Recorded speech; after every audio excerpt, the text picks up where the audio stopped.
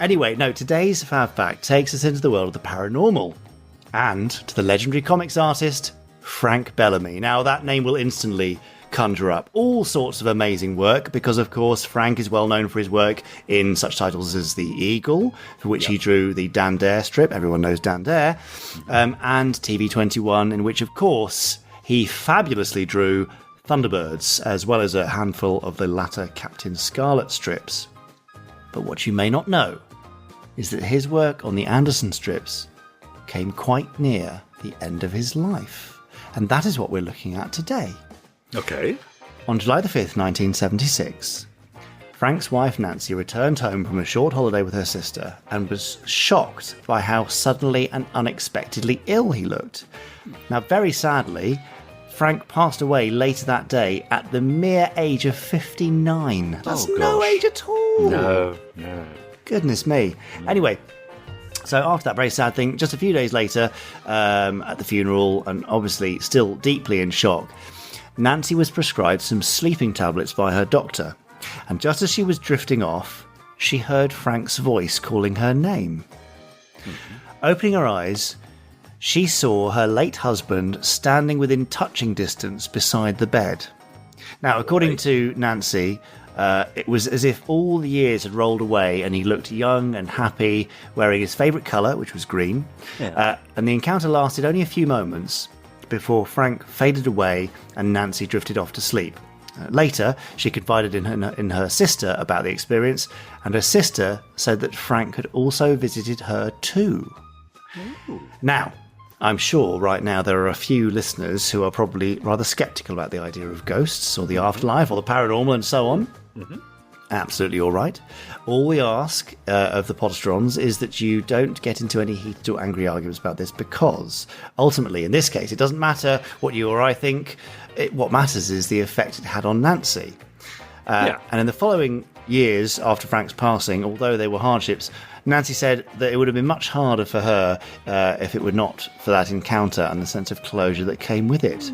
Okay. Now, sadly, Nancy passed away in 2011, and we can't help but hope that somehow she was reunited with the man that she first met and married during the Second World War. Oh, well. So there you go, the paranormal experience of Frank Bellamy's missus. Yes, and that's an actual documented recording recollection of hers. Well, that she said, yes. Yeah. That was her encounter. There you go. Who are we? Who are we to argue? Absolutely nobody. I mean, it's a little bit Captain Scarlet-esque. Right. But, you know, I'm not suggesting Mistrons were involved in this paranormal activity. I mean, okay, let's pursue this, Jamie. So, will we? Do we need to? We all know, Gerry died, 13, 14 years ago now. Have you ever felt... It's not that long, but yes. Isn't it? What year is it now? 2012. It's only 11 years ago this December. There we are. So, have you ever felt anything that you could attribute to being his presence, shall we say, around you or guiding you? I'm not going to go down a paranormal route, but I will say two interesting, not even timely things, but two interesting bits and pieces.